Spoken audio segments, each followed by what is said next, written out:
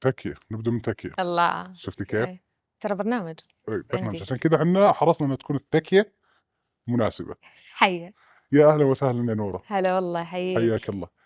دايمًا بالبداية إحنا نسأل سؤال يعني بسيط كذا، إيه. كيف تعرّف نورة نفسها؟ طَب أنا أول شي باستأذنك في الحوار إنه يكون بحبوحي. خالصين، أوكي، ارتاحين وبنسولف ما عندنا شيء. أوكي. هذا سؤال ترى مرة فلسفي وعميق. يعني نحن نقدر نقوله ببساطة زي ما يقولوا لنا كذا الكل، ويقولون أنا فلان الفلاني، أوكي؟ بس أحس ودي أعرّف بالتعريف اللي أنا دايمًا أقوله، اللي أنا دايمًا أحس إنه أنا روح تعيش تجربة إنسانية، روح جميلة، جميلة جدًا، تعيش تجربة إنسانية. هذه التجربة الإنسانية بدأت في الرياض، أوكي؟ فأنا يمنية مواليد الرياض. هذه التجربة الإنسانية بدأت في الرياض، وأحس وأنا قاعدة الآن أبدأ أعرّف على طول تذكرت التعليقات اللي شُفتها بعد لقائكم مع شوق، إنه يعني وأعتذر يعني إنه هذه التجربة الإنسانية من البداية، هذه التجربة الإنسانية ما تعرف تتكلم صنعاني، يعني أنا من صنعاء كثير لاموا شوق إنه ليش ما تتكلمين بلهجتِك، وأنا أحس ودي أوضّح هذه النقطة قبل البداية كذا عشان آمم هذه التجربة الإنسانية اللي بدأت في الرياض وتكوّنت في شوارع الرياض، وتكوّنت في بين بنات يعني سعوديات طفلة عاشت في مدارس سعودية وتربّت، هذا الطفل أنا هنا فبالتالي أنا أنتمي من هنا، أوكي؟ اكتسب اللهجة نشأ وكبر وتكلّم فيها ببساطة، فأنا ما أتقن أي لهجة غير اللهجة السعودية، لمّا نيجي نتكلّم نورة جبران، هذه التجربة الإنسانية عاشت وتربّت هنا في السعودية، فتحمل جواز يمني وهوية وانتماء سعودي بحت. فأعيش بين هذه الهويتين الجميلة. ما يعني تعرف الشعور اللي ما عندي كره أو عندي غضب أو عندي شعور بعدم الانتماء لجنسيتي الأساسية اللي هي اليمنية، لكن ما في ذاكرة، ما في ذاكرة، يعني الذاكرة هي اللي تصنعنا، إحنا عبارة عن ذاكرة، فما في ذاكرة لا بشوارعها ولا الذاكرة كلها موجودة هنا. فالذاكرة هي اللي تكوّننا، فبالتالي إحنا طالعين من هذه الذاكرة، أوكي؟ فبتسمعون يعني خليط، بتسمع الشين، بتسمع تطلع شخبارة، شعلومة، يعني هجين من صديقاتي اللي كانوا كانوا دواسر، من جيراننا اللي كانوا زهرين، فإحنا هجين من مجموعة أشياء. فنورة جبران آآ تعيش أدوار، هذه التجربة الإنسانية أشوفها تعيش أدوار كثيرة في حياتها. الآن الأدوار اللي أنا أقول أنا إيش قاعدة أسوي، محللة نفسية وinfluencer، مهتمة أيضًا بالfashion، وعندي طفلين، شو كمان أدوار؟ كثيرة يعني لو جينا نقول أخت، صديقة، أشياء كثيرة. طيب جميل جدًا. البداية يعني واضح إنها توعدنا بحلقة يعني مختلفة، حلو. أبى أبدأ بهذه التفاصيل. إمم، خلّينا نمشي على تفاصيل القصة أو التجربة زي ما قلتِ. أبى أبداها بالبداية، من بداية حياتِك والتفاصيل، وأنتِ قاعدة تتكلمين كنتِ تتطرقين لأشياء كأنها ذكريات أو تفاصيل، واضح إنِّك يعني كنتِ عميقة فيها يعني. إيش رأيك فيني عميق وأنا آخذ الدور حلو، يعني حلو، اللي حلو، بدينا طيب. الحلقة صح. طيب، فودي نسولف عن الطفولة أو بداية يعني حياتِك. إمم. طفولتي زي ما قُلت لك نشأت في مدارس تقريبًا كان نسبة يعني الموجودين فيها 99% سعوديين، نشأت بين أب وأم رائعين، كانت عندي علاقة مميزة جدًا بأبوي، لمّا تقول لي طفولتي فمعناتها عبده جبران، بابا، يعني كان يعني كنت عايشة في حضنه حرفيًا. فكل شيء أتذكره في طفولتي كان مرتبط فيه. عِشت في أسرة متوسطة الدخل إلى أقل، يعني اللي يوصل نص الشهر والراتب خلّص. شو بعد أكثر في طفولتي؟ إمم، بس يمكن هذه أبرزها. طيب حلو، أنتِ يمكن ذكرتِ 3، 4 أشياء، influencer، محللة نفسية، إمم، لِك في الfashion، يعني بين هذه الأشياء وش أكثر شيء يعني قريب لِك؟ عشان نبدأ منه. التحليل. طيب حلو، التحليل النفسي إمم. كيف بدأت قصته معك؟ أوكي، هو أنا في البداية بديت بعد الجامعة. أول شي بعد الثانوي، ما دخلت الجامعة على طول، إمم، فكانت في سنتين بين الثانوي والجامعة. هذه السنتين آآ ما قدرت أدخل جامعة في هذه السنتين، فحسيت إنه إيش قاعدة أسوي؟ لازم أسوي شيء، أوكي؟ فأنا أحب القراءة وأقرأ كثير. توجهت لكتب التنمية الذاتية، شدّتني مرّة، وبعدين بديت أحضر دورات وبرامج مرّة كثيرة، ودخلت كورسات مرّة كثيرة. في واحدة من الكورسات كنت جالسة والمدرب على الstage وأقول يا الله أنا هناك، أنا أشوف نفسي هناك، أنا هناك، أنا مكاني stage، أنا مكاني في هذا العالم. فبديت إيش أسوي تخيل؟ بديت آخذ البرنامج مثلًا قدّم المدرب وخلّص، وأروح وأقدّمه لجماعتنا في لمة استراحة في كذا، أجمعهم وأقول لهم تعالوا عندي لكم برنامج وكذا. فوأنا أقدّم أطالع الناس أقول إيش فيها ذي؟ يعني أعرفها وتعرفني وعِشرة سنين، ليش فاتحة فمها؟ فكنت أقول واو! يعني أنا وصلت لها يعني هي قاعدة تسمعني تقول أقول أوكي معناته وصلت. فشوي شوي وشوي شوي صار عندي جروب اسمه صديقات الكتاب ونناقش كتب وكذا. فلما حسيت إنه أوه في هالنقطة إني أنا أقدر أوصل المعلومة، بديت أركز أكثر. ففي البداية كانت عبارة عن إني أنا أقدم برامج حضرتها، بعدين الحمد لله أحس ربي ألهمني إني أجلس وأختار موضوع معين وأكتب عنه. يعني كان يعني البرنامج كل البرامج اللي أنا أقدمها الآن من A to Z ما هي يعني copy paste من أي برنامج، كلها يعني بعد خلوة وبعد تجربة وبعد يعني رحلة. جميل، يعني كل البرامج اللي تقدمينها يعني من صناعتِك كاملة. إيه، يعني أنا ما عندي مثلًا لو جيت تقول لي نورة مثلًا عندِك برنامج مثلًا فن الإلقاء أو شُفت البرامج اللي معروفة في ما عندي، يعني ما عندي هذا الشيء، يعني ما آخذ حقيبة تدريبية وأقدمها، لأ، أنتِ تصنعين الحقيبة التدريبية، بالضبط، من A to Z يعني. وش تعتمدين عليه؟ على دراسة وتجربة لأ، هي بكل صدق يعني مثلًا مثلًا أنا جات فترة تعاملت فيها مع الخوف، ترى هي أكثر شيء إني أنا قاعدة أشارك تجارب حقيقية، فأنا من النوع عادي أقول اسمك والّا لأ؟ لا يعني. أوكي، أوكي. فأنا من النوع اللي لمّا أقع في مشكلة أبدأ أجذر حلولها، إمم، فأقرأ عنها، أبحث عنها.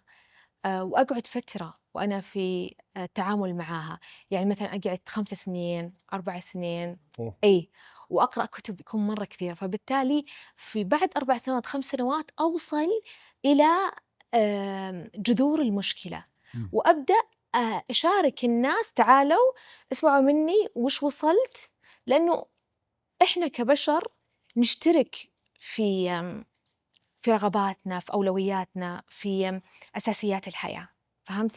فلمّا نروح للجذور، الجذور كلنا مشتركين فيها، فهمتني؟ فهمت النقطة؟ يعني مثلًا لمّا آجي أتكلم عن مشكلة الخوف، لمّا أوصل لين جذرها ألاقي أمان، فالأمان كقيمة كلٍ يبحث عنه، كلٍ يعني يحس إن هذا الأمان شيء أساسي إنه يكون، فلمّا نوصل للجذر نلقى كلنا متفقين، فتعالوا نحلل شعور الخوف اللي عندي وعندك عشان في الح في ال في ال آمم، عشان نوصل كلنا للغاية اللي هي إمم، إيش؟ الأمان. أمان، وكذا، فهمتني؟ جميل. إيه، طيب حلو، الكلام هذا يعني أنا أبى أطلع شوي من المحاور اللي إحنا جالسينها، باروح على سياق الكلام. إيه، اليوم هذه التفاصيل يمكن الفترة الأخيرة ما أدري وش السبب، ممكن السوشيال ميديا والتواصل بين الناس وكذا، صارت تظهر ظاهرة يعني كل بين فترة وفترة الناس تتكلم عن، إذا صح التعبير، حالة نفسية معينة. إمم، مثلًا أحد يقول لك إن قبل فترة الناس كانت تقول أنا مكتئب مثلًا، بينما لمّا نروح للاكتئاب للمختصين كاكتئاب بتلاقين تفاصيل كثيرة، إمم، لكن أحيانًا يكون شعور. إمم، هذه التفاصيل وهذه الحالات طبعًا الاكتئاب على سبيل المثال لا الحصر، هذه التفاصيل وهذه الحالات تتعاملين مع أشياء أصلًا أحيانًا تكون يعني إيه. موجودة وتنحل؟ لأ شوف، أول شيء أنا مو طبيبة نفسية، أوكي، ولا إمم، أخصائية نفسية، فأنا أولًا ما أعطي استشارات، أوكي، هي برامج أقدّمها أحاكي موضوع معيّن وتجربة معيّنة وأعطي حلول فيها. طب لمّا يجيني شخص يقول لي أنا عندي اكتئاب، أوجّه للأخصائيين، إمم، أوجّه، لكن أساعدها في تمييز الشعور، هل هذا اكتئاب والّا هل هذا ملل والّا هل هذا فقد للشغف؟ مو كل المشاعر لأن لمّا صار الاكتئاب فترة ترند، صار حتى البنات اللي أعمارهم 15، 14، 16 يقول لِك أنا مكتئبة، صار الوصف وصف إمم، الملل، وصف الطفش أنا مكتئبة، فأحلل الشعور معاها عشان تعرف تميز، لأنه الاكتئاب كمرض له أعراض، له يعني تقدر تعرف إنه هذا الاكتئاب بأي درجة معينة، فهمت؟ فلمّا تسمع أسباب أو الشعور أو لمّا تحلِّل تكتشف إنه لأ، هي بس تمُر بفترة مثلًا فقدان الهوية أو فقدان الشغف، أو تكتشف بكل بساطة إنه عندها نقص فيتامين د ونقص في صورة الدم في الهيموجلوبين في كذا، فمخلّي طاقتها وإحساسها دايمًا إنه أنا ما أبغى أطلع من البيت أبغى بس أنام، فهمتني؟ فأساعدها. فتصير أحيانًا يعني ودي إذا في قصة أو شيء مَر عليك، أحد كان يتوقع إنه مرّة يعني حالته مثلًا يتوقع إنه مكتئب أو شيء، بعدين طلعت المسألة أسهل من كذا، مثلًا فقدان شغف مثلًا. إي، شوف القصص مرّة كثيرة، أوكي، يعني بنتكلم عن بالآلاف، بس مو اكتئاب زي ما يعني أبغى أقول لك كيف ممكن تساعد البرامج. إمم، مرّة عندي أنا برنامج اسمه صيف وحب، فكل مرّة نمسك موضوع معيّن في هذا البرنامج، ففي واحدة من البرامج كنت أتكلم عن الحب الحقيقي اللي هو حُبك لذاتك، فجتني رسالة لواحدة تقول لي: "أحس كنت محتاجة هذا البرنامج عشان آخذ هذا القرار." القرار مختلف تمامًا، يمكن لو قُلت لِك إياه تقول كيف وصلت له من برنامج إنِّك تقدّرين ذاتِك وتحبينها. تقول أنا انخطبت وتقول يعني حلم كل بنت يعني أغلب البنات، إنه أبغى أستقر، أتزوج، أكوّن أسرة، كأنه هدف check. فتقول أنا في فرحة تحقيق هذا الهدف لكن في شيء عاكس، في شيء يقول هذا مو بهو، يعني تقول في اختلافات مرّة كبيرة، تقول وأحاول أدهن، أجمّل من هنا ومن هنا، فتقول لمّا حضرت البرنامج حسيت آآ مو الأهم إن الناس تصفق لي وتقول أوه اتزوجت، مو الأهم إني أنا أحقق هدف مجتمعي، الأهم إن أنا أسمع لصوتي، فبكيت، بكيت من قرارها إنها يعني أخذت قرار وتراجعت، بكيت ليش بكيت؟ لأن لو أخذت هذه الخطوة واختارت إنه رأي الناس واختارت إنها تحقق هدف المجتمع وبعدين انتقلت للملكة، الملكة كل ما أخذت خطوة تحس إن الخروج يكون أصعب، أثقل شوي، اتزوجت وبعد الزواج أطفال، فتخيل كمية التبعات اللي راح تكون فيها أطفال لأم وأب يعني مو متفقين، فهمتني النتائج الممكن؟ فالحمد لله يعني هذه القرارات الصغيرة اللي تفرق بعدين على مستوى كبير، يمكن أنا أقيسها على شكل تراكمي، عشان كذا يفرق معاي مرة آمم، هذا التأثير اللي قاعد يصير بين الناس. طيب جميل، تتذكرين أول مرّة يعني كان عندِك فيها جلسة أو دورة قدّمتيها أو إن صح التعبير؟ إيه، أول برنامج أنا بديت يعني سويته وبدأت أطلع فيه اللي هو تكنيك 99. أوكي، فكرته ببساطة واحدة دافورة بالمدرسة، كنت دافورة زين، إمم، ودافورة شُفت يقهرون اللي دوافير بدون جهد مرة عالي، يعني اللي تنام وتصحى الساعة 12:00 تذاكر صفحتين بكرة تجيب الfull mark، كنت مستفزة في الشلة يعني. فلمّا تخرّجت من الثانوي كان عندي واحدة من صديقاتي عكسي، دفترها مخطط، مرتب، تذاكر، تذاكر بشكل واو! بعدين تخيل لمّا تاخذ النتيجة تخيل أنا أزعل؟ أحس ليش؟ أحس أنقهر عليها، يعني مثلًا أنا آخذ 97 مثلًا هي تاخذ 89. آه، والفرق كبير، والله العظيم إني ما أفرح بنتيجتي، إني كنت أطالعها أحس يعني لإني أشوفها كيف تذاكر. فكان هذا السؤال شاغل بالي، ليش أنا يعني أذاكر كذا بشكل سريع وأجيبها وهي لأ؟ كان يعني موضوع محيرني. فسبحان الله توفقت من يعني من بعض في الكورسات هذه اللي أخذتها قبل الجامعة، إني حضرت برنامج يشرح فكرة التعليم، إنه يفرق من شخص لشخص وكذا. كان البرنامج أقسم بالله حضرته مو بروحي، يعني كان يومين كل ما فيني أحس يقول إيه صح، عشان كذا أحس طرت في هذا البرنامج. آه آخر لحظات في البرنامج قسما بالله إني حلفت داخلي واحدة عمرها يعني كم كان عمري 21 20، قلت أقسم بالله كذا يعني أحس إني كنت وقتها طفلة يعني وقتها ذاك مو نفس ال21 بنات 21 الحين. فكنت أقول أقسم بالله لأوصل المعلومة ذي لكل ب شو اسمه بنات السعودية، إنه لازم يعرفون. انقهرت على كل البنات، أولهم صديقتي. فأخدته وأخدت أكثر وتعلمت أكثر في الموضوع، وبنيت برنامج اسمه تكنيك 99. فكرته باختصار إنه كيف تجيب 99، إنه شيء مرة سخيف طلع، بس إذا عرفت نفسك صح وذكاءاتك وأنماطك بتجيبها.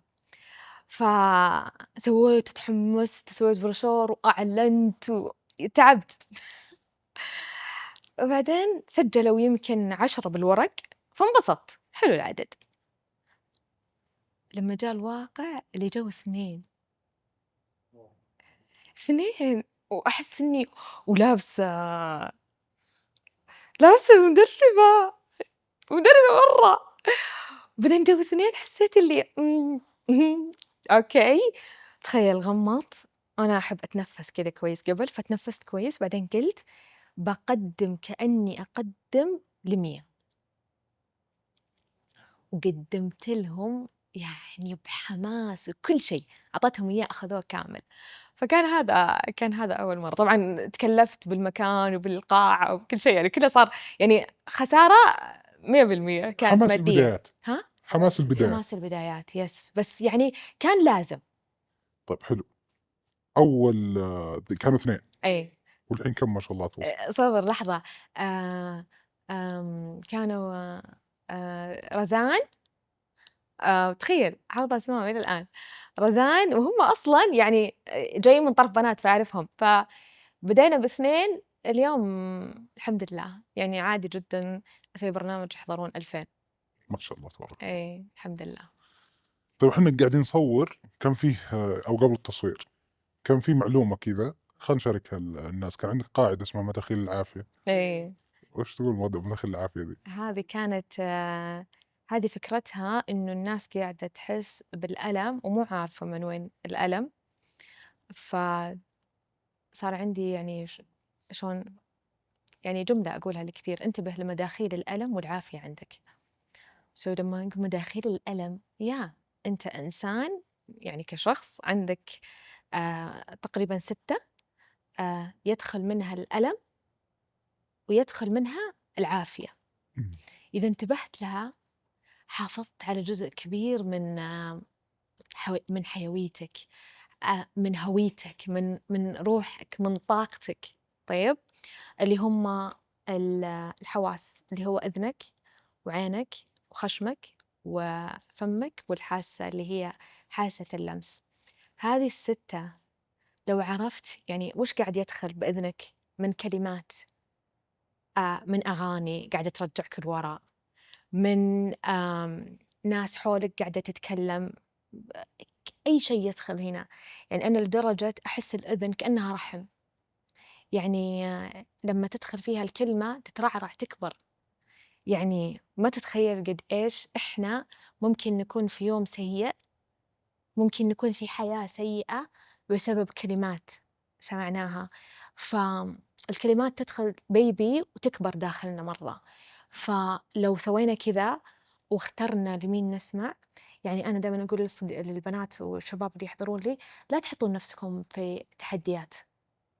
لا يعني شخص قاعد يقول لك كلام مسيء أو قاعد يحطّم أو قاعد يعني فاهم علي؟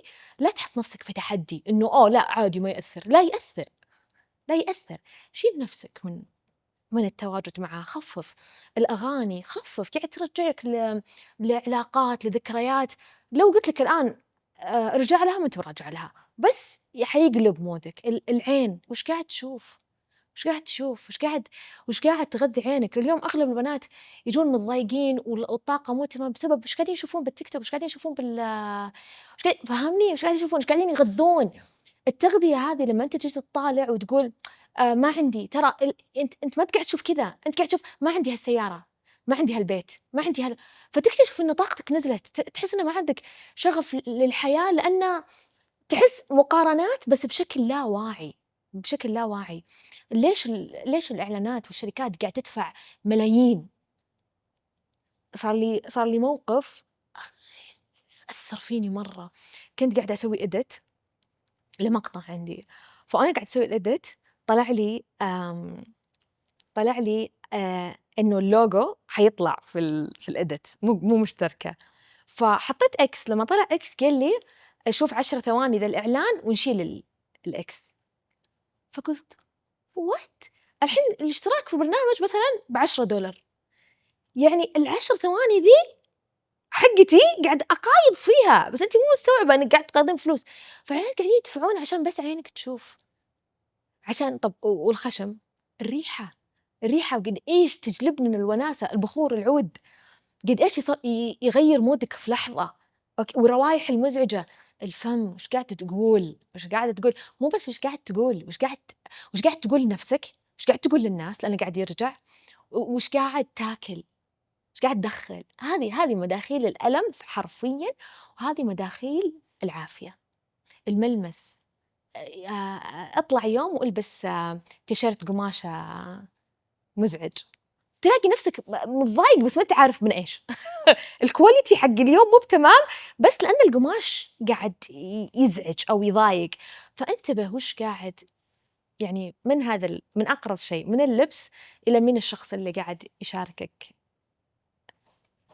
طيب جميل جدًا، حلو، الحين أنتِ تكلمتِ شوي عن يعني أبى أروح لأشياء محددة أكثر إمم، على هذه القاعدة، اللي هي مثلًا خلينا نفرض مثلًا على سبيل المثال الأغاني أو رائحة العطور أو تفاصيل.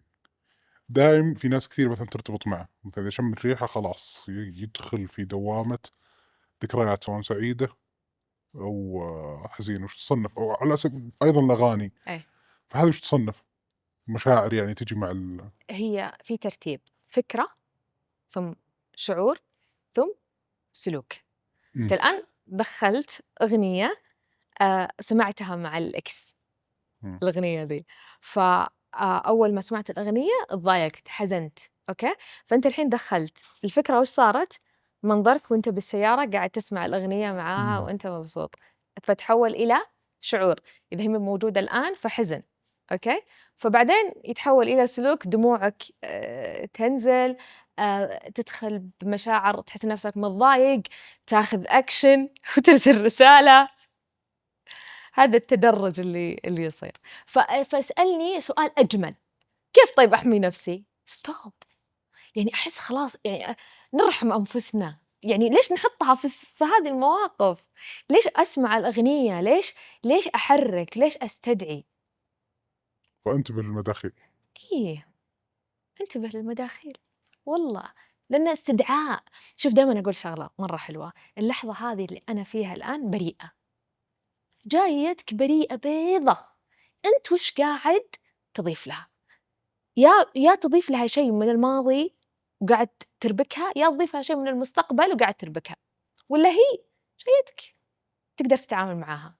فعيش اللحظة واترك عنك إيش رأيك فيني؟ ماشي صح.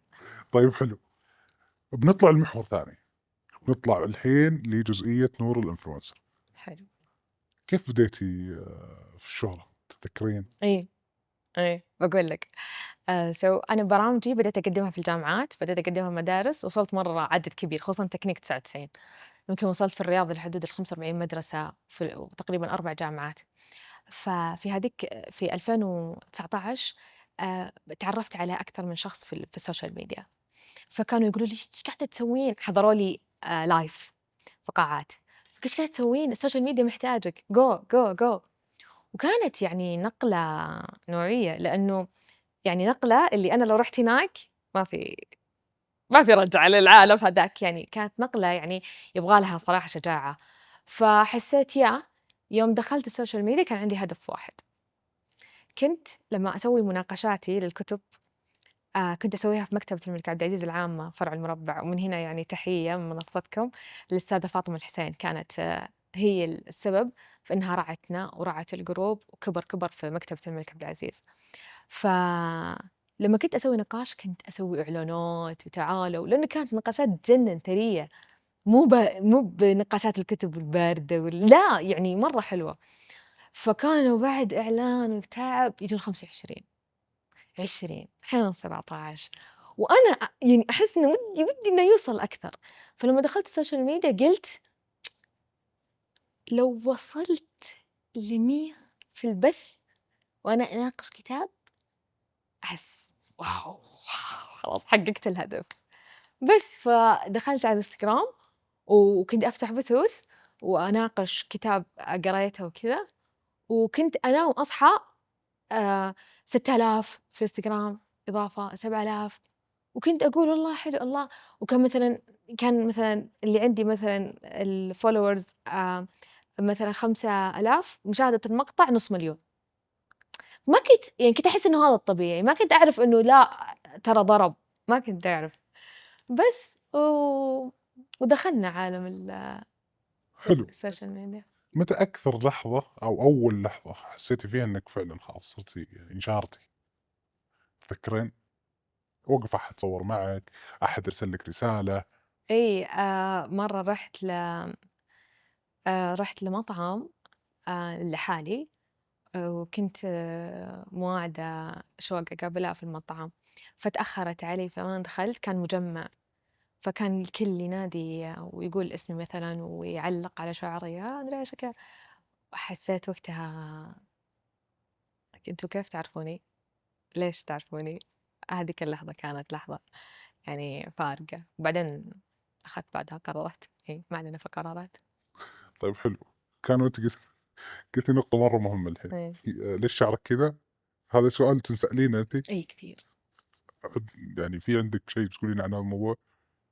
شوف أنا بديت بشعري كذا كان لسه يعني العالم في 2000 وتقريبًا 19 قررت إني أطلع بشعراتي إمم. زي ما هي، إحنا مجتمعنا يعني الحين وين؟ الحين تطور ووعي مرة عالي الحمد لله، في تقبل طبيعة الشعر الكيرلي أو الكينكي أو زي ما أنت.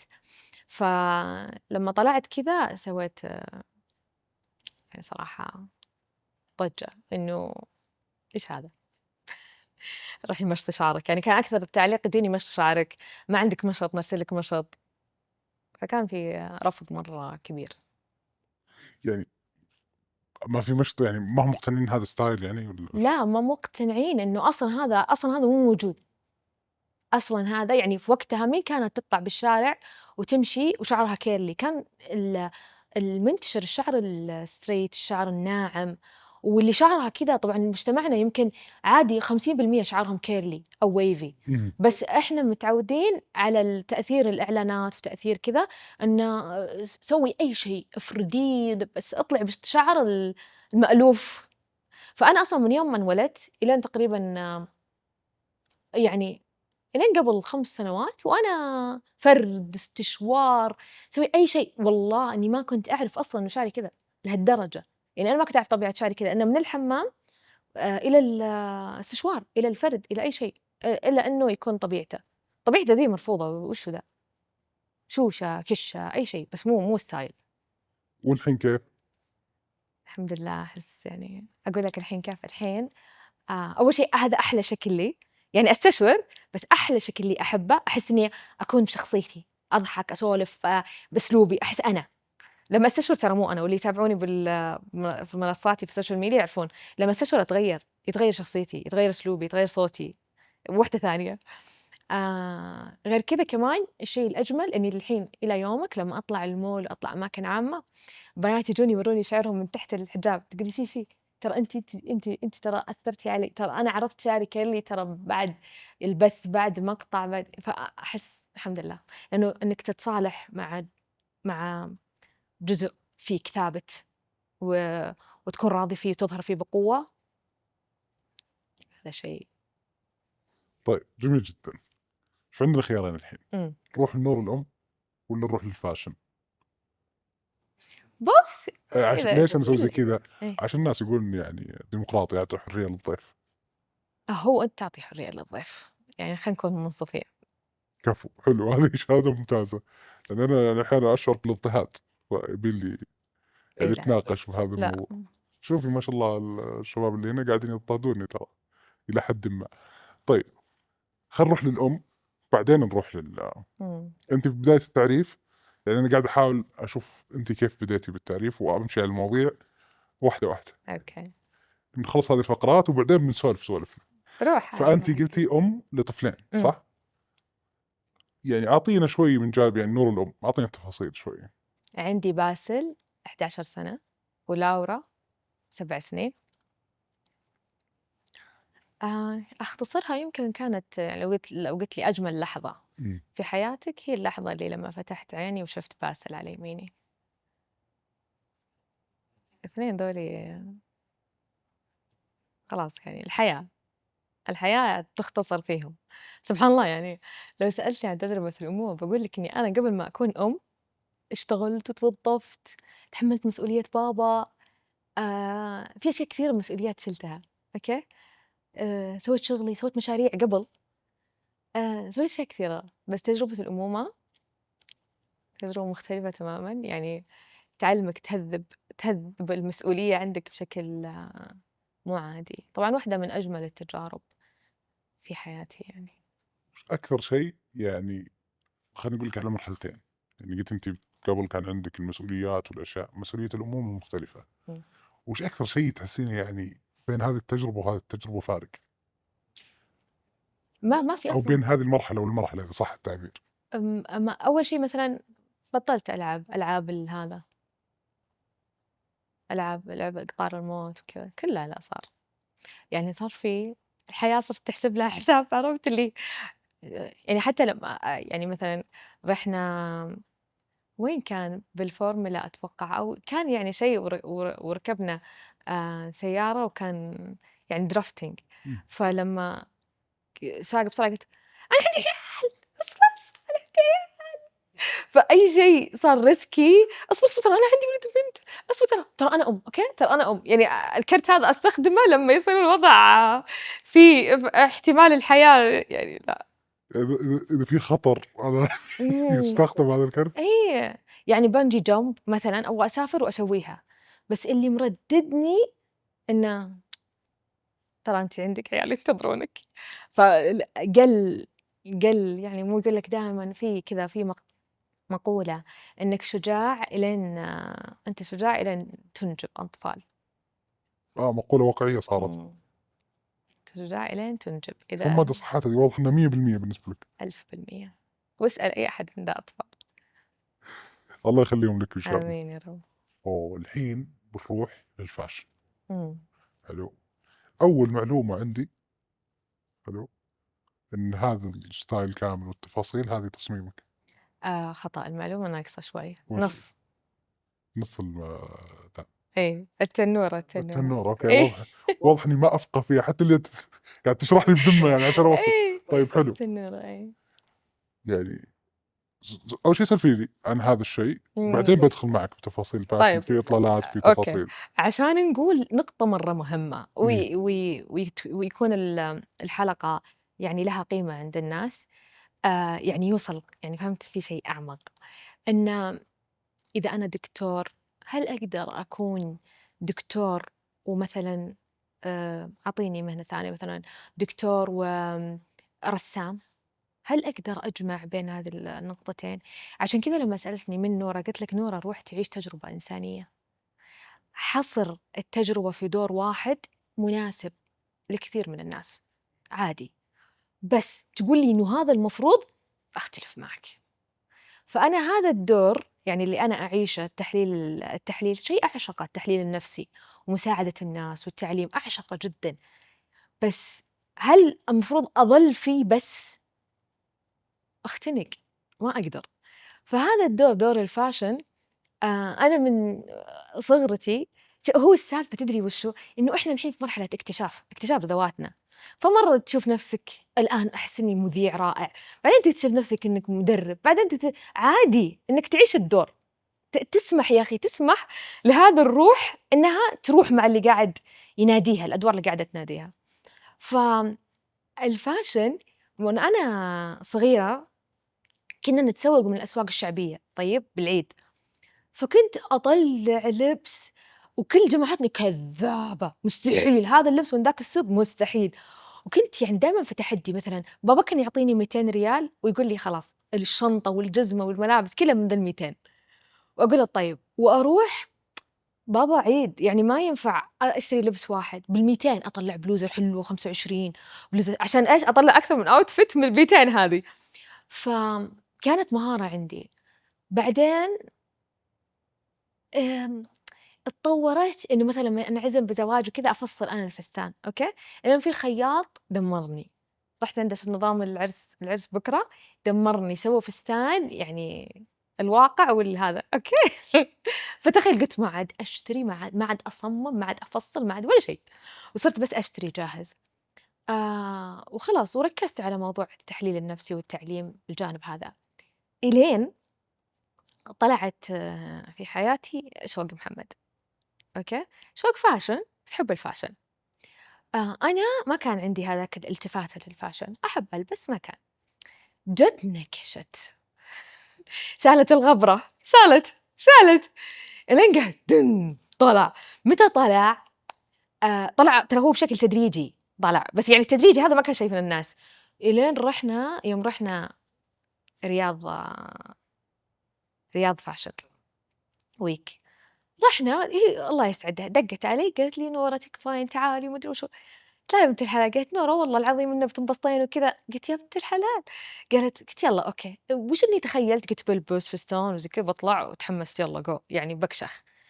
وأنا هناك معاها أطالع اللبس وأطالع التصاميم وكذا، أحس أنا لو باتواجد في شي زي كذا ودي شي unique ما ودي ألبس فستان عادي وكذا حلو، ما بيصير حلوة، يعني عادي إحنا دايمًا حلوين، بس إنه يعني أبغى شي مختلف. فرجعت حسابات الفاشن، طبعًا الناس تحب الفاشن، حسابات الفاشن أخذت يعني كذا أضواء حسيت اللي فقعدت بالليل كنا أنا وشوق ومعانا غادة، فقاعدين كذا إحنا لمة بنات وأقول لهم عجبني الموضوع، عجبني خلاص أنا بادخل أنا ترى الفاشن industry من اليوم رايح ويضحكون، طقطق الوضع. فالتفت على شوق قلت لها وشو بكرة؟ قالت بكرة كوثر كاف باي كاف بيكون عندها قلت لها وشو الثيم؟ قالت ورود، قلت أبى أتحول وردة وضحك الموضوع، فقعدنا نقول يالّا نطلع صور ونقول يالّا بنسويها، نمت أرسلت لمحل ورد أتعامل معاهم، قلت لهم أبغى وردة زي ذي، وأرسلت لبنات أعرفهم قد اشتغلوا في محل هدايا وسكر محلهم، قلت لهم أبغى أسوي ذا القطعة القماش اللي ألفها. وبكرة صحيت بعد الساعة 12:00 واتجمعت اللحظة، فجأة لقيت نفسي باقة وضحك صار، وأنا عاجبني إنه شي جديد يالّا وناسة. يوم وصلنا طبعًا يوم دخلت سيارة اللي ما عرفت أدخل، ما عرفت أدخل سيارة بوردتي، هذه كلها أشياء ما حسبت حسابها، يوم وصلنا ونزلت مسكت شوق، شوق والفة عالمها، الكاميرات والإضاءة، قلت لها: "شوق شو الوضع؟" توترت، الكاميرات قلت: "شوق؟" قالت لي: "عادي act normal عادي شكلِك حلو، شي حلو تمام." طلعت للعالم وحبيت مرّة يعني إن الناس حبّت وحبّيت ال يعني مرّة حبيت إني مسوية عمل ولقى الناس، من يومها قلت أبى أسوي بس باسوي لنفسي، إلين أحس إن في شي حقيقي أعطيه قيمة ومشروع وزي كذا. طب حلو، إحنا الآن الجمهور بيشوف الstyle إيه. بيشوفونه على الشاشة، لكن أنتِ بال بالباقة الورد ذي ما اكتفيتِ إنِّك حطيتيها style، كنتِ تسوين interview وتهدين الناس، تهدين من الباقة. يعني شُفت واحدة معاها شو اسمه، معاها عكاز رجولها، مجبسة رجولها وجاية تمشي، رُحت لها قُلت لها: "الحمد لله على السلامة." قالت لي: "وشو؟" قُلت لها: "أنا باقي إيش فيك؟" قالت لي: "يوه حبيت." جات صورت معي. يعني استخدمتيه أكثر من كونه فاشل. إيه، حتى يوم إنه جو بنجلس في ال يوم جاي بنجلس في الshow حق كوثر، غ يعني قعدت صدق أنا باقة، ما قعدت كأني إنسانة، قعدت بالنص باقة، حتى النظرات والحركات خلاص أحس إني عِشت الدور، والله وكيف شعور إنِّك تكونين باقة. باقة؟ الصدق كان شعور حلو، الناس كانت تيجي يقولون كنا نقول كيف باقة تتحرك؟ من بعيد باقة تمشي. كان صراحة شعور مرة حلو، شعور إنِك سويتِ شي طيب حلو. كان عندِك إطلالة ثانية برضه، كتاب؟ إيه، صبرك اليوم الثاني قالت لي: "شو قلم شاينة؟" قُلت لها: "عاد خلّي الناس تحفظني بباقة." سويت شي حلو طالعة فستان عادي حسيت لأ، قُلت الحين هذا نظامِك؟ قُلت لها: "أحس إني ماني قادرة أنزل من من باقة." فقالت لي: "أوكي." جا اليوم الأخير الله يسعدها الساعة 12:00 دخلت، قالت: "آخر يوم مشينا." بنت الحلال عادي نورة لازم يعني تكسرين القاعدة، كانت تكلمني وأنا أقرا كتاب، قُلت لها: "You know what." قالت لي: "إيش؟" قُلت لها: "باتحول كتاب." قالت لي: "What؟" قُلت لها: "باتعمل كتاب." قالت لي: "اصبري، ما في ضغط، بس هي الفكرة اللي جتني، طلعت حلوة مشينا، ما طلع ما حد درى، وأنا ذكية أصور سنابات بس وأنزّلها عشان أضمن شو اسمه الرأي العام." بعدين سويت الكتاب وهي كانت مو عندي بالهذا، كانت هي بالأوتيل وأنا كنت بالهذا، دقيت على البنت نفسها اللي لفتني، قُلت لها قُلت لها: "تعالي." تعالي، قالت لي: "شنو هي تداوم." قُلت لها: "تكفون أنا أعطيك بس تكفون تعالي." قالت لي: "طيب." وجت أنقذتني الساعة 12:00 وجت قُلت لها: "اسمعي." طبعًا أنا ما عندي اليد الفنية يعني بالي مو طويل، يعني لو بسوي شي أقطّعه، بس عندي فكرة. قُلت لها: "تكفون." كذا ذا اصفطيه وذا عفطي وذا كذا، قالت لي: "تمام." وجت تخيل بدت الرؤية صحت، تخيل صحت، قُلت قُلت قُلت حلو مرة. أصبص يعني. مرة كان حلو الشعور أقسم بالله، كان يجنن أحسه أنا، عرفتِ حسيت صرت كتاب، حلمي من زمان أكتب كتاب، صرت كتاب عرفت، والله كان شيء خرافي، أقسم بالله تحولت، يعني حتى هي تقول لي: "جيبي كذا أطلع الدرج بيتي." شُفتِ تطلع 3 درجات ما أمشي كنت أركض، بعدين يوم شُفتها بالأخير أحس بعدين رُحتِ ككتاب. رحت كتاب عجبني، بعدين وبعدين دخلت للعالم مبسوطين أنتم باقة كتاب عرفت؟ والله كان مرة إحساس حلو صراحة، عجبني كنت أحس إني أنا. طيب في سؤال مرّة مهم هنا، حلو تفاصيل الكتاب يعني. أي. أنتِ واجهتِ بالباقة مشاكل، ركوب السيارة، إيه، النزول، الحركة، أيوه. الكتاب يوم طلعت طبعًا أنا هذه شيء ما أدري هو يعني حلو زين والّا شين، بس أنا مندفعة أسوي شيء وأطير به، يوم نزلت قالوا: "ما تخافين تمطر والّا يجيك." قُلت: "إيه." هي مطرت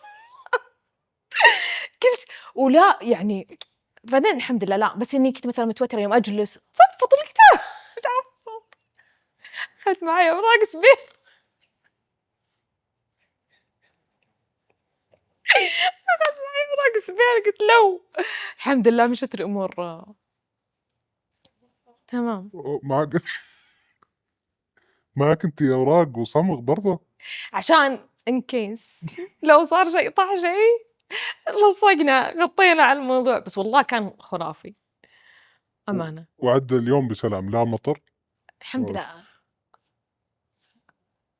لو جا مطر بيذوب الحبر من جد تخيل بيصير كتاب بس أحس باصير vintage صح؟ بس قاعد تدقني؟ قاعد هيك عادي ترى أنا. جزء من الفخامة. طيب حلو. وش الجاي في عالم الفاشن؟ يعني في ورد وفي آه. كتاب وفي ننتظر صراحة في الصوت لازم يتغيّر ترى.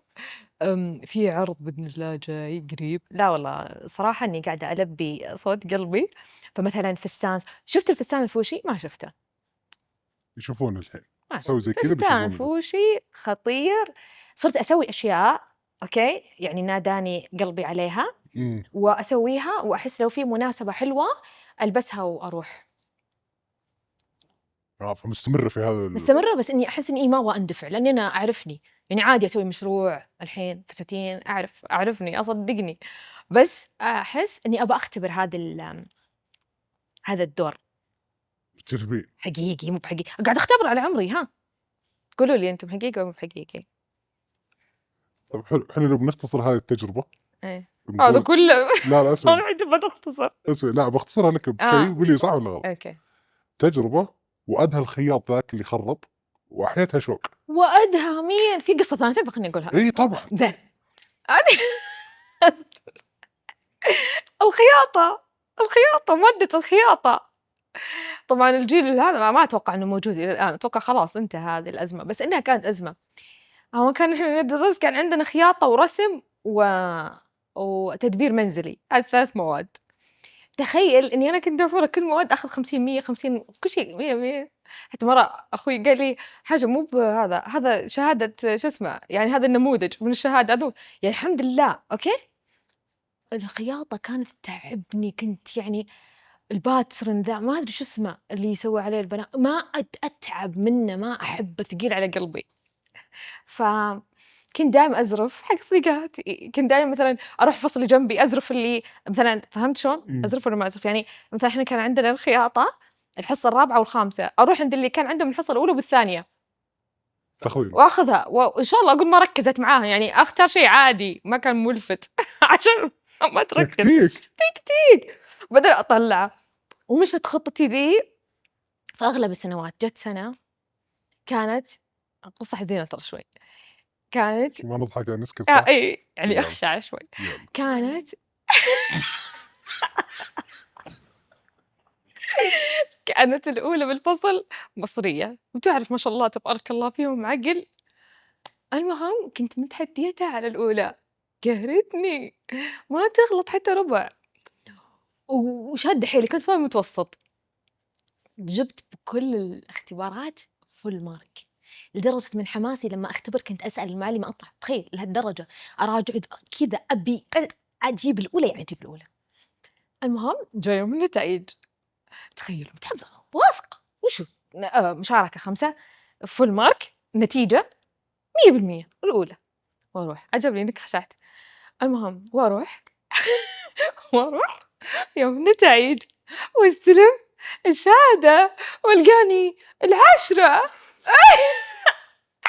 قلت لك لا تضحك أخشع ما في خشوع، منافس على الأول وصرت العاشرة، شو اللي صار؟ ال10 تخيل وأقول وشو أمسك النتيجة أمسك الشهادة أقول وشو في شيء وشو أطالع شايف لما يصير 50 50 50 كلها 50 أقول غلط كمبيوتر 50 50 لدرجة شفت لما يكون 50 ما تشوف شفت الأسطورة يقول لك اكتشف الخطأ كل شيء متشابه نفسه كذا 50 وين الخطأ أطالع تحت 25 من 50 وات مقبول ما أدري ضعيف وات 25 درجة أنا ربع أبكي صدق أبكي 25 درجة أطالع شُفت 25 أطالع خياطة وتفصيل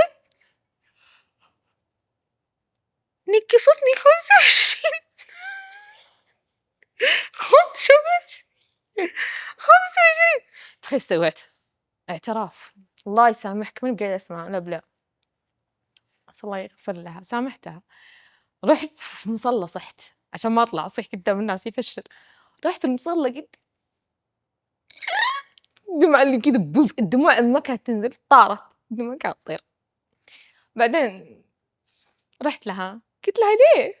تفصيل وخياطة إيش الرياضيات إيش في قلت لها ليه 5 قالت أنتِ مستهينة في مادتي قلت مو مستهينة مو مستهينة ما حد مو مستهينة والله وقالت لي طبعًا أتوقع إنها ضايقت لأن المعلمات كلهم كانوا يمدحون أدائي في كل المواد، وهي تشوفني مطنشة المادة فأعطتني واحدة. بس والله ورُحت عند الكمبيوتر قُلت لها شوفي ما أعطتك واحدة، أعطتك 25 يعني. كرهتها، كرهت المادة عشان كذا سبحان الله والله الحين من الأشياء الفارقة، كيف يعني شوف سبحان الله، أتذكر يعني في أولى ثانوي كان هذه السنة كانت سنة نجاتي من تفسير الخياطة، لأن كانوا يخيرونا تبغون تدبير والّا تدبير، تدبير، تدبير، عقدة كانت والله، بس شوف سبحان الله الحين، شوف تفسير الخياطة الحين يمكن أثر ال25 مع الوقت. تحول إنه عقدة تبي تطلعني تبي تطلع عندي عقد، لا، لا ما أتوقع لأني رجعت لها بحب والله. فسوينا طبيعي بحب ما دامِك بس لحظة، سويتها لحظة، لحظة، القوة اللي عندي ترى مو في الخياطة، يعني أنا ما أخيّط، صح، فهمتني؟ بالفكرة، بفكرة بس. باقة، باقة، كتاب. اصبر، رياض فاشن ويك الحين، أعطينا hint كذا وش القادم؟ كلها قرطاسية، كلها يعني أنا أغلب وقتي أقرا نطالب بشيء orange شوفي أي طريقة للمش orange أي شيء زي كذا. رايك الجلسة، شوف حاضرين، يعني بنشوف إحنا شوف. نطرح الفكرة للteam، الteam في راسي طبعًا ما عاد في الواقع. طيب حلو، بارجع لنفس النقطة، يعني الحين كfashion صار عندي 3 نقاط إيه، للرحلة، ال الخياطة والتفصيل إيه، قبل النجاة من العقدة في أولى ثانوي، اسمها أنا أألف لك كتاب، الخياطة والتفصيل من كتلة ألم إلى كتلة وعي، يبيع، يبيع جميل، ممتاز، حلو، ممتاز. وش يسمونها الفصول في الكتاب، الكتاب. إيه، أبلة كذا، أيوه، أيوه، حُط اسمها في الكتاب ما إيه، عليك. والخياط هذا اللي يخرب عليك الفكرة وخلاك تشترين جاهز. إيه، باحاول أتذكر اسمه، أتوقع أهلي يعرفونه. وبعدين اتصال شوقي اللي خلاك تسوين أي والله، وبعدين باقة لحظة الباقة ولحظة الكتاب، فخامة. والغرا وقف من والأشياء. شركة من يقول أنا في باريس وعندنا شركة وأنا أقول ها؟ يقول عندنا تصميمك أوه! thank you. طيب حلو، الحين بابعد عن كل الأشياء ذي، وباتنازل عن بازعّل المُعد شوي، حلو، أحلى شيء، الخروج عن المألوف. باروح لهواياتِك، وش هواياتِك في الحياة؟ هوايتي القراءة، أمزح. ع معقّد سؤالي؟ سؤالك قديم. لأ، في تكتيك، عشان تقولين زي تبي كذا. تستدرجني والّا أيوه، وشو؟ بعدين نفصّل، تقولين أنتِ طيب، أنزل أنا. أوكي. آمم، أهوى القراءة بشوف لأ صراحة القراءة أنا ما أحسها هواية، أنا أحسها أكل وشرب قراءة، يعني مو هواية صراحة، حلو، شيء إلزامي، أقرأ وربك الأكرم، يعني كان فأحسها شيء إلزامي. هواية يا أخي أنا أحب أشياء كثيرة، يعني اسمع أنا شو اسمه، عندي شو اسمه، الدور مرة حلو، هواية مرة حلوة، أختي تقول لي عليه، تقول أنا فكّارة. أوه! حلو، هواية ممتازة ذي. أفكّر، أوف شاطرة بالتفكير، وبعد التفكير إيش بعد التفكير؟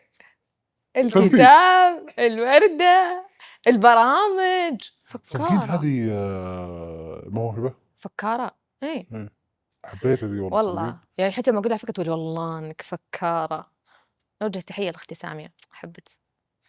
سوت مفردة على المعجم جديد، هي على أصلًا معجم الهوايات أصلًا هي حتى. content هذا creator.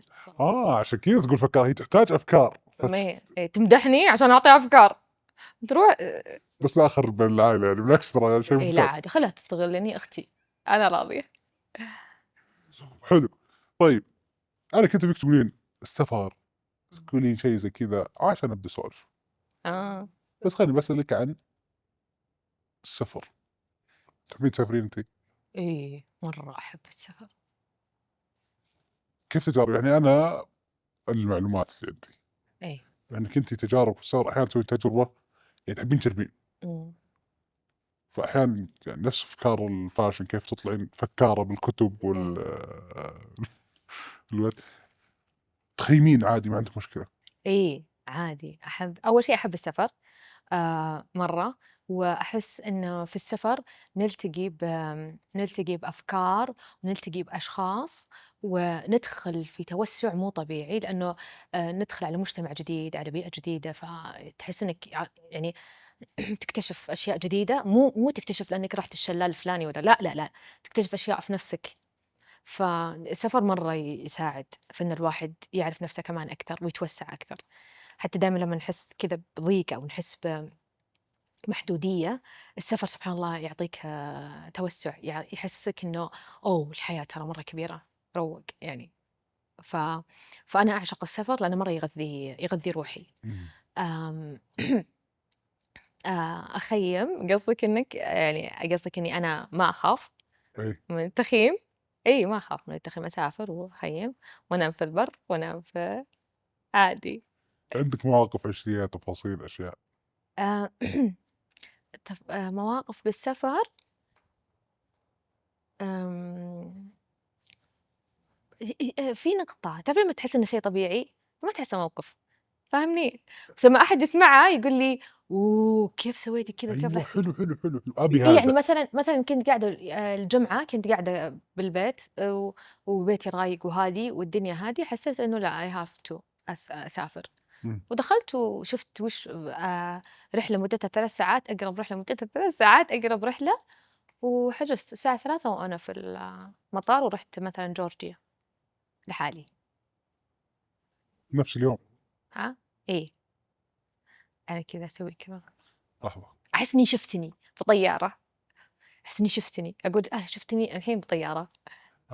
الفكّارة وصلت مرحلة إنها تشوف المستقبل تشوف نفسها في لحظات. يعني أنتِ خلّيني بس عشان نستوعب ونمشي واحدة، واحدة. إيه، أنتِ بالبيت قررتِ أو شُفتِ نفسِك بالطيارة، إمم، قمتِ حجزتِ، سحبتِ الشنطة رُحتِ المطار، رُحت المطار، وخلّيتِ طبعًا الخيمة.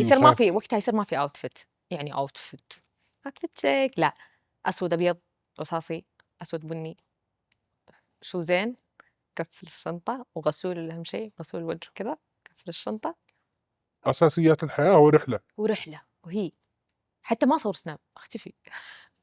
اللي خلاص خلّوها. فتكون من أجمل الرحلات، سويتها في جورجيا، سويتها بعمان، تكون من أجمل الرحلات، أحس إني ألتقي ألتقي بأشخاص، أتعرف على ناس جدد، حتى الأماكن، أكتشف كافيهات صغيرة تشبهني، كذا تصير الرحلة كلها تشبهني. فتاخدينها من باب إن أشياء مريحة يعني تسوينها بدون تخطيط. إيه، إيه، حلوة تصير. أنا شايف استغراب هنا من فكرة ال3 ساعات. شوق يوم استضفناها كان عندها واحدة من أمنياتها، تقول عندي أمنية إنها تسافر backpack. حلو، استوعبتِ المشهد؟ إيه، الحين جاي كان على اللي بعده. هذه من 7 مستحيلات. فكيف ما عليك، هذا عشان كذا هي عندها أحلام، هذا أحلام. بس هي واحدة من الأمنيات القابلة للتحقيق، إن قد شاء الله، تتحقق. يعني نقول 10 سنين. ها. بس هذا دايمًا أحس الأشخاص زي كذا معناته إن عنده تخطيط يعني مطوّل لرحلته. إيه، هي أنتِ عكست يعني أنتِ على طول تقررين تاخذين الأشياء. أصلًا هي دايمًا تنجن مني، لأ أنتِ كيف شنطتِك خفيفة كذا، دايم هذا نقاشاتنا عند الكاونتر لمّا نيجي نحط الشنط، تقول أنتِ كيف كذا، م يعني بس يعني نختلف بالاهتمامات، هي fashion لازم تاخذ معاها 10 شنط، لازم تاخذ معاها 10 شوزات، لازم تاخذ وتكون كذا مرتاحة هي، وأنا أحب هالشي فيها، يعني هي زي ما قالت في اللقاء، يعني هي قوتها في عيونها، هي بصرية وتعشق الجمال وتعشق الألوان، يعني بيتها ما في لون مو موجود في بيتها، كل الألوان موجودة، فلمّا تطلع في سفرية وجزء من راحتها إنها تكون ملونة، فهمت؟ أنا يعني عادي أبيض، أسود وكذا، أهم شي إني I look good حلوة، بس الحين ترى ضغطة زر هي بدأت شنطتي تثقل، أثّرت شوي، والله بدأت، كان هو شوزين صار 5. واضح إنها بتكون واحدة من أمنياتِك الback bag مستقبلًا. لا هذه مرة سهلة، إيش فيك أنا أمنيتي تعرف وشو؟ ألعب منها، يعني أنا عندي أمنية أطلع وأحط شنطتي أشياء بس شنطة ظهر صدق أساسية، ومعي مثلًا تيشيرت وشي كذا بسيط، يعني عادي حتى أغسله وألبسه، أروح هناك أقضي كم قطعة، يعني مرة هذا بيتحقق مرة قريب، أوه! إيه مرة قريب. وش تتوقعين ردة فعلها لو حققتِ أنتِ هذا أمنيتها يعني؟ متوقعة مني، متوقعة أكثر. هي غاسلة يدها، غاسلة يدها. يعني حاولت تقول لي: "كيف؟" ما تحس ما في تأثير، كأني ما أسمع. يعني تقول: "تبي جدك يكفي." ما أسمع. فخلاص يأست، شالت إيه. حتى لمّا أسافر بدونها تقول لي: نورة أخدتِ لا تنسين مزيل المكياج، نورة." لأنها تعرف إنه في أشياء كثيرة شوق جبتِ خلاص الله يجزاك خير. كده تعتمدين. إيه، الله يجزاها خير. الله يكثر آه، خيرِك، الحين صديقتي عرفت الفكرة. العزيزة حبِّت. لحظة، لحظة، لحظة، ها، الحين فهمت الفكرة. إمم، هي شنطتها ثقيلة لإن كل الأشياء عندها، أنتِ ها جزء منه، آه، جزء منه صراحة. أوكي، أنتِ مستغلة فكرة بس إن وش معك أحد مجالها fashion هي تتحمّل. إيه بعد. ليش أنت فكّر فيها، لماذا كل هذا الثقل، وليش أنا ثقيل وهي ثقيلة؟ واحد مننا يشيل الليلة. في الحياة مناصفة. أحسنت، أحسنت. طيب، باسألِك عن شوق، إمم، هذا المحور يعني عن شوق. إمم. يمكن سألت شوق يعني كيف عرفتوا، كيف التفاصيل، فودي أسمعها من طرفِك، كيف علاقتِك مع شوق؟ صديقتي الصدوقة، يعني أنا قُلت لها قبل كم يوم شُفت فيلم كانت فيه عبارة مرة حلوة، لقطة من الفيلم قُلت لها دمعت وصحت اتذكرتِك في هذه اللقطة. قالت الممثلة آآ أنا ما عمري اختبرت شعور إنه يقف شخص بجانبي إلى هذه الدرجة. ف الشوق دايمًا هنا، دايمًا، دايمًا، دايمًا بيدي. ما عمري يعني أنا معطاءة في طبيعتي وأحب أعطي وأحب أساعد شخصيتي. ما كنت ما مرّيت بأحد يبادل هذا العطاء، ولا كنت أنتظر والله. أحبابي كلهم يعني أحبهم وأعشقهم وأعطيهم من سعة، من كل شيء يبونه.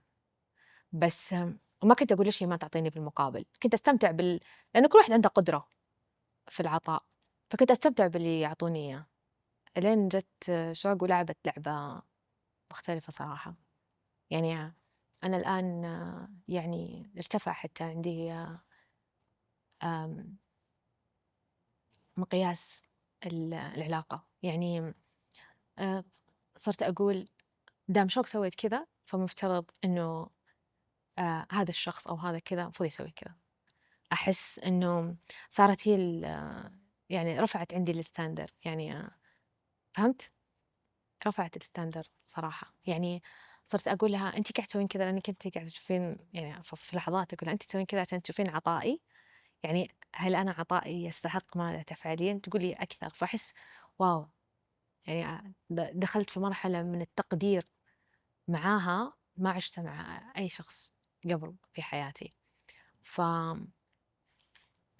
يعني كيف أقول لك، أحسها مرآة، يعني شيء عظيم. يعني لو أحكي لك مواقفها يعني ما أحس يعني أحد ممكن يصدق إنه في صديق يقدم كل هذا الشيء. فأقدرها جدا وأحبها جدا، ولا أرضى عليها ولا أرضى عليها الألم، على إنه يعني لكل شخص الحق إنه يتألم. لكني تخيل يعني لما أشوفها تتألم أحس إنه how I can كيف أقدر أخفف هذا الألم بقدر الإمكان. ودائما أقول لها اسمعي ترى أنا أتدخل كثير إنه أنا أحاول أحميكِ من الألم، لكن وأسويها بوعي إني أقول يا رب أنا أسمح إنها تاخذ تجربتها، أنا أسمح، فأبتعد بوعي، فهمتني؟ عشان أخلّيها تعيش مواقفها وتجاربها وينصقل يعني شخصيتها. لكن يعني اعتراف إلى الآن لم يأخذ أحد هذه المساحة زي ما أخذتها شوق. جميل جدًا، حديث يعني أعطيتِك مساحتِك لأني أتوقع إنه وصل الإحساس ما يكفيها. يعني هذا الكلام اللي أنا قُلته ولسه قليل في حقها من باب الإنصاف. وأنا أتمنى إنه بإذن الله يصير في يوم لقاء، لإنه في كثير أسمع إنه تأثير نورة جبران على شوق واضح، تأثير نورة جبران بحكم من مجالي. فتأثير نورة جبران أحس هناك ما يقال خلف الشاشة عن تأثير شوق محمد في حياة نورة جبران من باب الإنصاف. هي رقصة، علاقتنا رقصة رائعة جدا.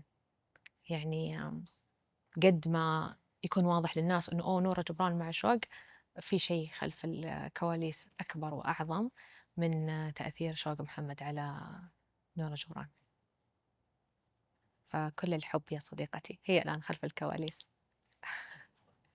لأ أنا ما قدحت صح عندي، لا واضح إنه وصلنا لنقطة. والله قليل في حقها. الله يخليكم لبعض ويديم يعني آمين. الصحبة والصداقة بإذن الله. أبى أسألِك، هل المشاهير يعني عُرضة للتعب أو التأثير النفسي السلبي أكثر من الأشخاص العاديين؟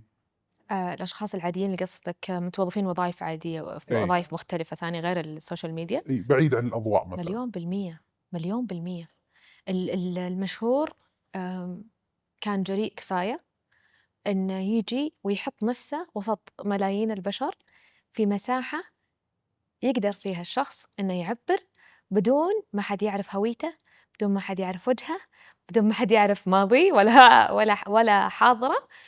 فيقول الكلمتين ويمشي ويظن إن هذه الكلمتين من حقه إنه ي- يخمش في الإنسان ويمشي.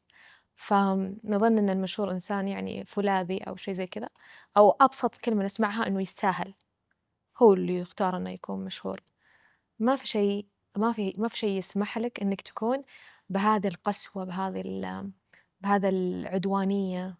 يبقى بأبسط شيء بإمكانك إنك تسوي كذا بدون ما تأذي أحد. يعني هذه رسالة حلوة من خلال برنامجكم أبغى أقولها: المشهور إنسان من لحم ودم، يأثر ويتأثر، يغلط أحيانا. المشهور كون إنه قرر إنه يحط الكاميرا قدامه ما يعني إنه يستحق يسمع منكم كلمات جارحة أو إنكم تظنون إنه ملائكة. هو شخص طبيعي يتعلم، وفرقة عنك إنه قرر إنه يشارك رحلته. فرحلته فيها الكثير من الصح وفيها الكثير من الخطأ.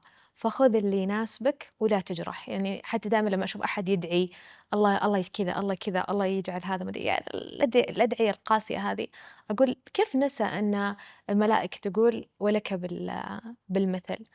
فقبل ما تقول الكلمة الجارحة اعرف أنك الآن أنت حتخدش وحتألم هذا الإنسان، والكارما موجودة. طيب باسألِك مجموعة، أو باقول لِك مجموعة كلمات وأبغى توصفينها، يعني بكلمة وكلمتين. وش يعني لِك الخذلان؟ توقعات في غير مكانها. الحب، علاج. العائلة، هوم، بيتي. الحياة. أوه. كلمة واحدة ولا 3 كلمات؟ 3. الحياة معنى. الحياة وجود ممتد. تجارب. التجارب، مساحة. الإنجاز. آه، الإنجاز شعور شعور لحظي ممكن. يعني أحسه شعور يعطيك قيمة في لحظة نتيجة لعمل معين، لكن مؤسف إنه ارتبط بالقيمة. السلام الداخلي. هدف عظيم. طيب لو كنتِ أغنية وش بتكونين؟ لو كنت أغنية إيش بكون؟ أبغى أتذكر أول أغنية تجي في كوني امرأة خطرة. هذه جميل. رسالة لكل امرأة: ارقصي ارقصي ارقصي ارقصي، جني عيشي طلع اللي فيني عسى. جميل جدًا. واقف الحين وقت مثلًا؟ أبغى اشتهيت روح صناعية كذا حق تسوي في ايه السيارات. قول. هو. طيب في فقرة دائمًا أسأل الضيوف سؤال: اه. موقفهم مع السيارات، اوكي. كيف موقفهم مع السيارات؟ مم. رايحة بتاخذين قهوة، سلمت على الرصيف حق الدرايف ثرو يعني. أول حادث سويته إمم. آآ كنت نازلة من الgym، ركبت السيارة ولسه السماعات موجودة، فأنا لمّا ركبت السيارة ما كان في أحد وراي، ذاكرتي محتفظة بالمشهد اللي شفته قبل شوي. شغّلت السيارة، ضبطت الشنطة، كل شيء، حطيت ريوس، ريوس إيش في السيارة ما تمشي؟ إيش السيارة ما ريوس مصرّة ما هي تمشي، فجأة أسمع طاط، لمّا ركزت شوي ألتفت إلى واحد واقف وراي ولعل الباب دخل عنده، قُلت لأ، أنا كنت من أوائل اللي ساقوا في الرياض، فقُلت كنت حاطة السماعة وأطالع الباب، سامحني، سامحك؟ سامحني، يا أخي رجال كفو عندنا رجال كفو كذا تحس إنه في مساحة للتفهم، في مساحة للطيبة، والله العظيم شكرًا على هذا الاحتواء، يعني أنت ما تعرفني بس صراحة شكرًا لك، ذيك اللحظة كانت خرافية، كنت أطالع الباب أقول كيف سامحني، بس سامحني، الباب اليمين هو اللي دخلك، الباب اللي بجنبه ما هو كان الباب اللي واقف جنبه وصل عنده هو وصل بوصل. عنده، قلط. بس والله إني آسفة، بس إيش أسوي؟ بس خلاص بعدها اتعلمت إنه ممنوع سماعات، غلط، عشان تسمعين الناس تسمعين بوري، بس ما كان أحد وراي، هو بعد ليه وقف وراي؟ تصدقين في شيء مشترك في الفقرة هذه من كل أحد، ها. يا إنه يقول ما كان في أحد يمين طلع فجأة، يا إنه يقول ما في أحد كان وراي طلع فجأة، إيه، يا إنه أنا ما كنت يعني مركزة ما أقدر أجمع أكثر من شيء فلازم يقدر هذا إيه، الشيء. ترى الكاميرا الحين ساعدتني، السيارة ذيك ما كان فيها شاشة، الحين ترى أنقذتني الشاشة، صراحة بنات لا تسوقون سيارة بدون شاشة، والله إنه تلف وين تلف، وإذا طلعتوا من الجيم شيلوا شيلوا السماعة، ولا تشغلون صوت الأغاني مرة عالي. عرفت؟ عشان ما نبدا نلتفت يعني للناس، إن واحد يقول لك كذا، مرة واحد قال لي كذا، قلت شو بذا؟ صاح وش الحركة؟ وش فيه ذا؟ وش ذا؟ قلت وقعد طالع شعري وش قصدك كذا؟ بعدين أشر باللمبة قلت ها اللمبة طافية. شغلت كل لمبات السيارة. والله بعدها انبسطت كل ما شفت أحد في الشارع ما أقلع. عرفت الحركة؟ صرت أسويها بكل مكان والله.